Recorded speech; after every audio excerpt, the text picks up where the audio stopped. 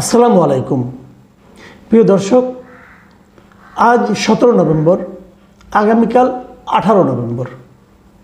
তো 18 নভেম্বরের কথা উল্লেখ করলাম কেন, এই দিনটা নিয়ে কেন আলোচনা হতে পারে সেই বিষয়টি আপনাদের আজকে আমি বলবো। 18 নভেম্বর হচ্ছে সেই দিন, যে দিনটার মধ্যে শেখ হাসিনা সহ 45 জনকে আন্তর্জাতিক অপরাধ ট্রাইব্যুনাল তাদের বিরুদ্ধে যে গ্রেপ্তারি পরোয়ানা জারি করেছিল, সেই জারি করে সরকারের কাছে এবং সংশ্লিষ্ট বিভাগগুলির কাছে বলা হয়েছিল যে এই দিনে 18 তারিখের মধ্যে, 18 নভেম্বরের মধ্যে আদালতে হাজির করতে হবে, মানে ট্রাইব্যুনালের সামনে হাজির করতে হবে। কারণ তাদের বিরুদ্ধে মামলা আছে, তাদের বিরুদ্ধে অভিযোগ আছে, সেই অভিযোগগুলো বিচার হয়তো শুরু হবে। এই জন্য তাদেরকে এই আদালতের সামনে হাজির করতে বলা হয়েছিল, যেন তারা নিজেরা বুঝতে পারে তাদের বিরুদ্ধে কী অভিযোগ এবং কোন অভিযোগের কি জবাব তারা দেবে। এগুলোর জন্য আদালত তো গ্রেফতারি পরোয়ানা জারি করেছে, আদালতও তাদের হাজির করতে বলেছে, কিন্তু যাদেরকে বলেছে তারা কি ব্যবস্থা নিয়েছে? তারা কি শেখ হাসিনাকে হাজির করতে পারবে 18 তারিখের মধ্যে? মানে আজকে দিনটা শেষ হওয়ার পরেই পারবে যে না, এটা তো আপনিও বুঝেন, আমিও বুঝি। কেন পারবে না? তারও চেয়ে বড় প্রশ্ন, তারা কি শেখ হাসিনাকে আন্তর্জাতিক অপরাধ ট্রাইব্যুনালের সামনে 18 নভেম্বরের মধ্যে হাজির করার জন্য প্রাণান্তকর কোনো চেষ্টা করেছে? সে ধরনের কোনো চেষ্টা কি আপনারা দেখেছেন? আসেন ওনাদের চেষ্টাগুলি আমরা একটু বোঝার চেষ্টা করি। তার আগে গতকালে একটা ঘটনা বলি। সেই ঘটনাটা হলো, গতকালে ঢাকার একটা 5 স্টার হোটেলে একটা আলোচনা সভা হচ্ছিল। ভারত এবং বাংলাদেশের অনেক লোকজন সেখানে উপস্থিত ছিলেন। আসলে ভারত বাংলাদেশের যে রিলেশনস, মানে সম্পর্ক, এই সম্পর্কটা নিয়ে আলোচনার জন্যই এই অনুষ্ঠানটার আয়োজন করেছিল CGS, centre for governance studies, এরা আয়োজন করেছিল। এটার অনুষ্ঠানটার শিরোনাম ছিল bridging divides, navigating the complexities of India Bangladesh relations. মানে মোদ্দা কথায় বাংলাদেশ ভারতের সম্পর্কের ক্ষেত্রে যে জটিলতাগুলো আছে সেগুলো কীভাবে নিরসন করা যায় এই নিয়ে আলোচনা। ভারতের কিছু এক্সপার্ট ছিল, বাংলাদেশের কিছু এক্সপার্ট ছিল, নানা প্রসঙ্গ নিয়ে বিভিন্নভাবে তারা আলোচনা করেছে। এই আলোচনার এক পর্যায়ে বাংলাদেশের একজন বক্তার পক্ষ থেকে একটা প্রশ্ন ওঠানো হয়েছিল যে শেখ হাসিনাকে ভারত ফেরত দেবে কিনা, অথবা শেখ হাসিনাকে ভারত কিভাবে আশ্রয় দিয়ে রেখেছে। এটি প্রশ্ন, যে কবে ফেরত পাবো আমরা তাকে, ভারত ফেরত দেবে কিনা। এই প্রশ্নের এক কথায় একটা জবাব দিয়েছে ভারতীয় বিশেষজ্ঞরা, এক্সপার্ট বলেছে যে বন্দি বিনিময় চুক্তির আওতায় বাংলাদেশ যে কোনো সময় শেখ হাসিনাকে ফেরত চাইতে পারে। কিন্তু বাংলাদেশ কি সেটা চেয়েছে? এখনও চায়নি। এখন যদি আপনি চান, তারপরে না এটা নিয়ে আলোচনা হবে। আপনি একজনের কাছে কিছু একটা জিনিস চাচ্ছেন, সে দেবে কি দেবে না, আলোচনাটা কখন উঠবে? যখন আপনি চাইবেন। তারপরে আপনারা কি চেয়েছেন? আমাদের এই সরকার কি এখনো পর্যন্ত ভারতের কাছে শেখ হাসিনাকে ফেরত চেয়েছে? এই যে ভারতের বিশেষজ্ঞ যে প্রশ্নটা উত্তরটা দিল, এই উত্তরগুলো জবাব কি আমাদের কেউ দিতে পেরেছে? পারেনি। এই কারণে আমাদের সরকার তো এখনো পর্যন্ত ভারতের কাছে বলেইনি যে শেখ হাসিনাকে আপনারা ফেরত দেন। দেখুন, বন্দি প্রত্যর্পণ একটা চুক্তি আমাদের সঙ্গে ভারতের হয়েছে 2013 সালে। সেই চুক্তিটা আবার রিভাইজ হয়েছে, নতুন করে আরও কিছু চেঞ্জ করে আরও শক্তিশালী করা হয়েছে 2016 সালে। চুক্তিটা এমন যে আমাদের কোনো অপরাধী যদি ভারতে থাকে, তাকে যদি বিচারের প্রয়োজনে আমাদের দরকার হয়, অথবা তাকে যদি কোনো সাজা দেওয়া হয়, সেই সাজা তার উপরে প্রয়োগ করার জন্য যদি তাকে আমাদের দরকার হয়, তাহলে আমরা ভারতের কাছে চাইতে পারবো যে তাকে আমাদের কাছে ফেরত দাও। একই জিনিস ভারতও পারবে। আমরা কিন্তু এভাবে ভারত থেকে অনেক লোককে দেশে নিয়ে এসেছি, এনে বিচারের আওতায় রেখেছি। আপনাদের মনে আছে নারায়ণগঞ্জের 7 মার্ডার কেস, ওখানে কমিশনার নূর হোসেন ছিল, তাকে কিন্তু আমরা ভারত থেকে এভাবেই নিয়ে এসেছি। আমাদের এখান থেকে উলফার লিডারদেরকে ভারত এভাবে নিয়ে গেছে। কিন্তু কাজেই এই চুক্তিটা আমাদের দুই দেশের মধ্যে আছে, চুক্তিটা এখনও বলবৎ আছে।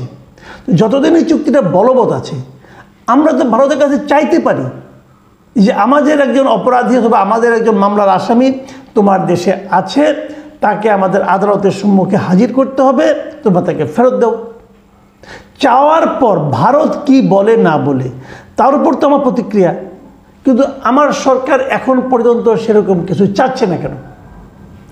সরকার একটা কাজ করেছে। সরকার মানে কি, এই ট্রাইব্যুনালের যিনি চিফ প্রসিকিউটর উনি বলেছেন যে আমরা শেখ হাসিনাকে আনার জন্য ইন্টারপোলকে জানিয়েছি এবং ইন্টারপোলকে বলেছি তাদের যে রেড কর্নার নোটিশ আছে সেখানে যেন শেখ হাসিনার জন্য তারা একটা নোটিশ জারি করে, রেড অ্যালার্ট যেটাকে বলি আমরা, রেড অ্যালার্ট জারি করতে বলেছি আমরা। আচ্ছা, এখন আমরা একটু বোঝার চেষ্টা করি ইন্টারপোলের রেড অ্যালার্ট জিনিসটা কি। এটার মাধ্যমে কি শেখ হাসিনাকে আমরা আনতে পারবো দেশে? রেড অ্যালার্টটাকে শোনার ভাই, একটা আন্তর্জাতিক ইন্টারপোল যেটা আছে, ইন্টারপোল একটা আন্তর্জাতিক সংস্থা, তাদেরকে আমরা জানাবো যে এই লোকটাকে আছে, আপনাদের একটা ওয়েবসাইট আছে, ওয়েবসাইটের মধ্যে এটা বলা হয় রেড কর্নার নোটিশ জারি করা আর কি, সেখানে এই নামটা আপনারা ঢুকান। দেখেন ইন্টারপোলের কাছে সারা দুনিয়া এখন পর্যন্ত কতজন লোকের নামে রেড অ্যালার্ট জারি করার কথা বলা হয়েছে আপনারা ধারণা করতে পারেন?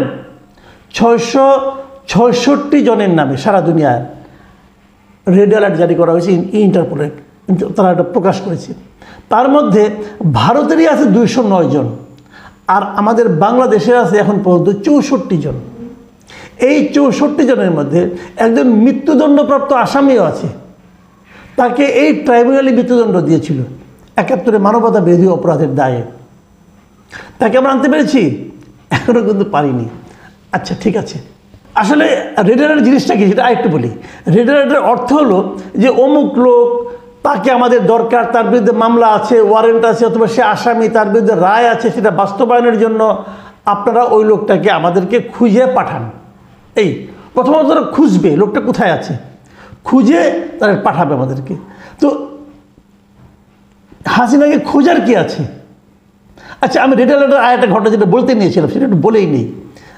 আপনারা কি জানেন বিএনপি যে ভারপ্রাপ্ত চেয়ারম্যান তারেক রহমান, ওনার বিরুদ্ধেও কিন্তু রেড অ্যালার্ট জারি করা হয়েছিল। কে জারি করেছিল? হাসিনা সরকার জারি করেছিল। এই যে তারেক রহমান 21 আগস্ট গ্রেনেড হামলা মামলার আসামি, দণ্ডপ্রাপ্ত আসামি, অতএব তার দণ্ড বাস্তবায়নের জন্য তাকে দেশে আনা দরকার, এই মর্মে তারা এই ইন্টারপোলকে বলেছিল রেড অ্যালার্ট জারি করার জন্য। সেটা 2015 সালের কথা। জারি করার পর তারপরে তারেক রহমানের যারা আইনজীবী আছে তারা এটা নিয়ে লড়াই করেছে যে ওনার বিরুদ্ধে রেড অ্যালার্ট জারি করা যেতে পারে না। এটা নিয়ে শুনানি হয়েছে, ইন্টারপোলে শুনানি হয়েছে, এবং ইন্টারপোলে শুনানি শুরু হওয়ার পর এটা 2016 সালের 14 মার্চ ইন্টারপোল এই রেড অ্যালার্টটা প্রত্যাহার করে নিয়েছে। ওই না, তারেক রহমানের বিরুদ্ধে রেড অ্যালার্ট প্রত্যাহার করে নেওয়া হলো, এটা রেড অ্যালার্ট হিসাবে থাকতে পারে না। তো যে জিনিসটা ইন্টারপোল প্রত্যাহার করে নিয়েছে, এখন শেখ হাসিনাটা কি প্রত্যাহার হতে পারে না? এটা হতে পারে। তারেক রহমানকে তো হাসিনা গভর্নমেন্ট মানে যাবজ্জীবন কারাদণ্ডপ্রাপ্ত আসামি হিসেবে অভিহিত করেছিল, বাংলাদেশের আদালতে বিচার হয়েছিল। শেখ হাসিনার বিরুদ্ধে বিচার এখনো হয়নি, বিচার শুরুই হয়নি। তো এটা তো ইন্টারপোলের কাছে আরও কম গুরুত্বপূর্ণ হবে। তাহলে কী হবে? এখন শেখ হাসিনার পক্ষে কেউ না কেউ যে সেটা মামলা করবে, শুনানি হবে, রেড অ্যালার্ট প্রত্যাহার হয়ে যাবে। এই কাজ হতে হতে 3 বছর 2 বছর লেগে যাবে। তাহলে এই সরকার কি আসলেই শেখ হাসিনাকে দেশে ফেরানোর ব্যাপারে আন্তরিক? আর রেড অ্যালার্টে কী করবে? তারা খুঁজে দেখবে কোন দেশে আছে। এটা তো খোঁজাখুঁজির কোনো দরকার নাই। ভারত তো একদিনের জন্য অস্বীকার করে নাই যে শেখ হাসিনা তাদের এখানে আছে। শেখ হাসিনা 5ই আগস্ট এই দেশ ছেড়ে চলে গেল। 6ই আগস্ট মানে পরের দিন ভারতের পররাষ্ট্রমন্ত্রী এস জয়শঙ্কর উনি ভারতের লোকসভায় এবং রাজ্যসভায় উভয় সভায় বিবৃতি দিয়ে জানালেন যে স্বল্পকালীন একটা নোটিশে শেখ হাসিনা ভারতে এসেছে।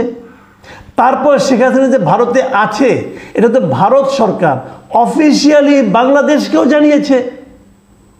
তাহলে তিনি কোথায় আছেন এটা খোঁজার জন্য ইন্টারপোলের শরণাপন্ন হওয়ার কি যুক্তি আছে ভাই? ভারতকে বললেই হয় আমার একটা লোক তোমার কাছে আছে, তার বিরুদ্ধে মামলা হয়েছে, তাকে আমাদের দরকার, বন্দি প্রত্যর্পণ চুক্তির আওতায় আমরা তাকে ফেরত চাই। বলে দেখেন আপনি। বিষয়টা আপনাদের একটা উদাহরণ দিয়ে বুঝাই। ধরা যাক আপনার একটা জিনিস আপনার বাড়ির পশ্চিমের ঘরে রয়েছে, আপনি জানেন আপনি তারপরে বিদেশি একজন লোককে এনে অথবা আরও গুরুত্বপূর্ণ একজন লোককে দায়িত্ব দিলেন, দিয়ে বললেন যে ভাই দেখেন তো জিনিসটা কোথায় হারিয়ে গেল। উনি কী করবেন? উনি সবগুলি ঘরে লোক পাঠাবেন, এ তোমরা দেখো, খুঁজে দেখো। তো আপনি উত্তর দক্ষিণ পূর্ব সমস্ত ঘরে খুঁজে একসময় যে পশ্চিমের ঘরে উনি জানতে পারবেন। জানতে পারলে কেউ না আনতে পারবেন, কারণ ওই ঘরে তো একজন মালিক আছে। সে তো বলবে আমার ঘর থেকে জিনিস আমি নিতে দেবো না। তখন সে কী করবে? সে খুঁজে বের করলো, আনতে কি পারবে? আনতে হলে তো ওই ঘরের মালিককে বলতে হবে আপনার ঘরে আমার জিনিসটা আছে, দিয়ে দেন। তাহলে আপনারা কেন একজন ইন্টারপোলকে এনে নিয়োগ করছেন যেটা আপনি জানেন কোথায় আছে? ওখানে বললেই তো হয়, ভাই হাসিনাকে দিয়ে দেন, এই মহিলা এতগুলি খুনের আসামি, তাকে আমরা বিচার করতে চাই।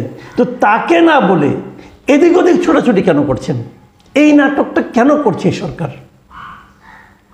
আমি বুঝি না, আমার কাছে এটা ক্লিয়ার না। আমার একটা জিনিস মনে হয় এটা এমনও হতে পারে। এমনটা কি হতে পারে? ওনারা বোধহয় আসলে হাসিনাকে আনতেই চান না। ওনারা মানুষকে বোঝাচ্ছেন যে আমরা আনার চেষ্টা করছি, আনতে তো একটু সময় লাগবে। দেখেন না, ইন্টারপোলের রেড অ্যালার্ট জারি করতে বলেছি, যেটার ফল হবে একটা অশ্বডিম্ব, ঘোড়ার ডিম। কোনো ফল আসবে না এখান থেকে। এটা আমার চেয়ে ওনারা আরও ভালো জানেন, সবাই জানে, এটার মধ্যে নতুন কিছু নাই। ইন্টারপোলের ওয়েবসাইটে গেলে আপনিও তার রেড অ্যালার্ট দেখতে পারবেন। তাহলে কেন এই নাটকের কি প্রয়োজন? প্রিয় দর্শক, আমরা শেখ হাসিনাকে ফেরত চাই, তাকে বিচারের মুখোমুখি করতে চাই। সে যা যা অপরাধ করেছে প্রত্যেকটা অপরাধের বিচার করতে হবে। আমরা শেখ হাসিনাকে ফেরত আনা নিয়ে নাটক চাই না। সরকারকে অনুরোধ করছি, প্লিজ নাটক করবেন না, এদেশের মানুষকে মূর্খ মনে করবেন না। তারা বোঝে কোনটা নাটক আর কোনটা প্রকৃতভাবেই একটা আন্তরিক প্রচেষ্টা। প্রিয় দর্শক, এখন এই পর্যন্তই। আল্লাহ হাফেজ।